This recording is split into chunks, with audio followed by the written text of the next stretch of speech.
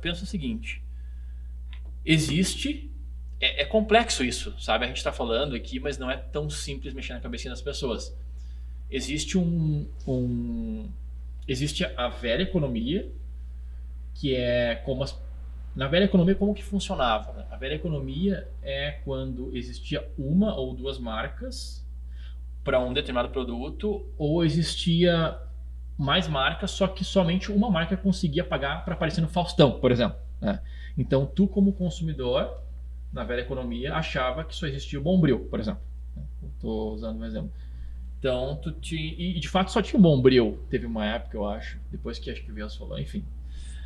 Então, tu só Tanto que se consumia... tornou sinônimo de segmento de mercado, isso, né? Isso. Nescau também. Tem vários que a gente pode citar, mas aí o Bombril, beleza. Então, o Bombril, para ele estava sozinho no mercado, para ele não interessava ouvir o cliente, né?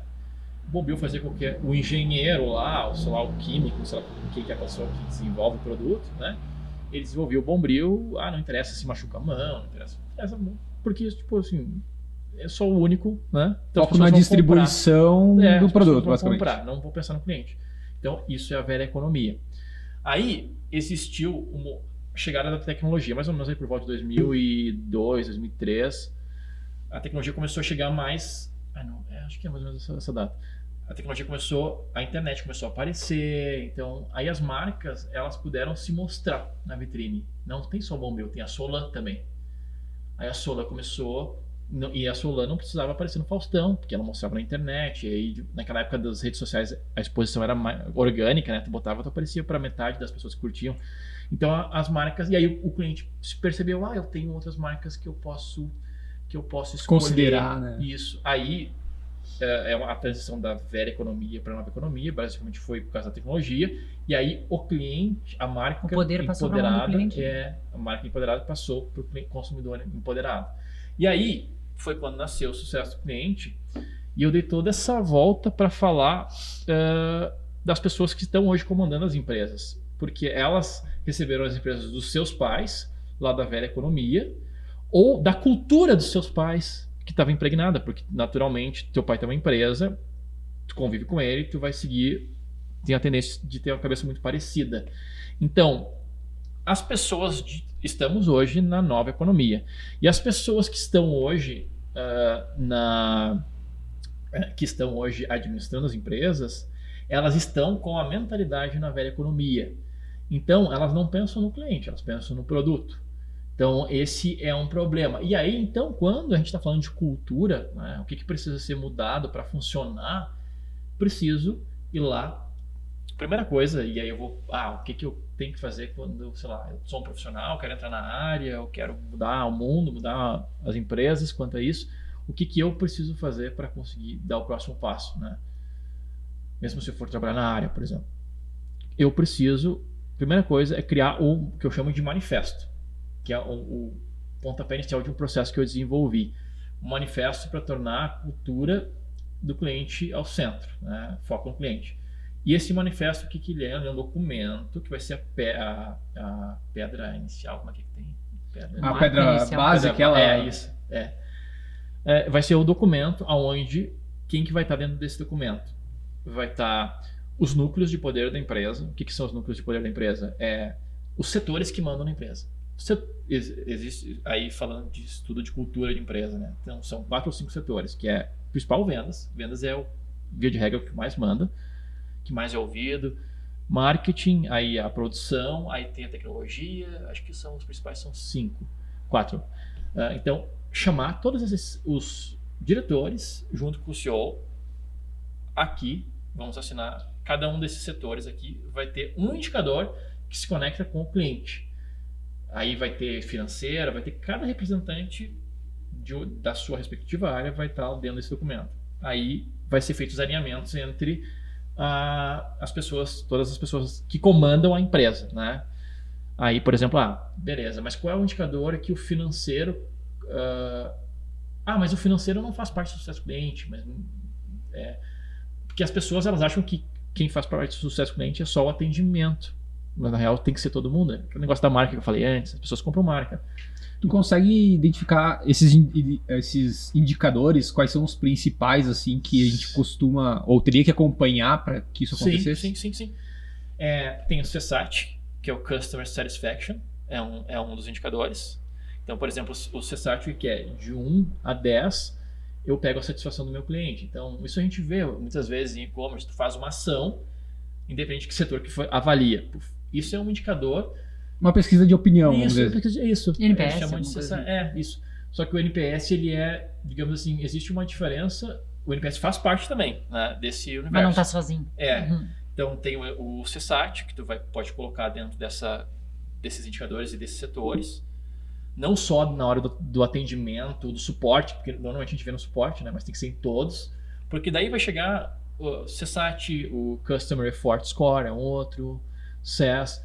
Por exemplo, o SES, ele pergunta para ti se foi difícil fazer tal ação. Por exemplo, foi difícil fazer essa compra? Foi difícil ter esse atendimento? Foi difícil o financeiro te ajudar? Então, tu joga esses indicadores, aí tem o NPS também, e tem um outro que a gente chama de Customer Emotional Value. O Customer Emotional Value é um indicador brasileiro, eu acho ele sensacional, e ele avalia a emoção. E aí, só que isso é bem pouquíssimo utilizado, assim, sabe? Como é que tu avalia emoção, cara? É doido. Porque a resposta geralmente é um pedido racional de resposta, né? Sim. Para avaliar uma emoção. Como é que isso acontece? Alexandre, por favor, cara, tu deve ter uma resposta para isso. Deve ter uma metodologia. Isso. Existe uma metodologia onde tu vai perguntar emoções, tu lista algumas emoções, e aí tu lista o grau que essa pessoa vai aplicar ali tendo essas emoções.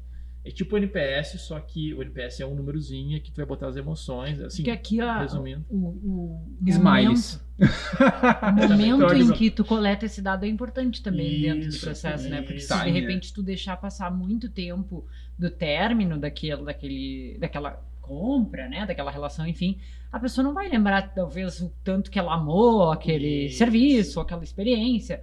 Acho que vai caindo um pouco, então o timing de colher, né? Ou vai perdoar daqui a pouco uma coisa que passou. Talvez, vai relevar, enfim. Excelente. Porque se é emocional, né? O momento, né? E o momento não pode ser tipo, eu te dou um brinde, te dou uma 20% de desconto na próxima suborno, compra. Entendi. Me avalia.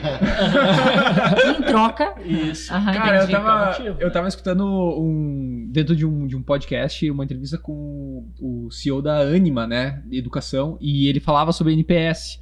E justamente como esse timing ali da coleta da informação era importante.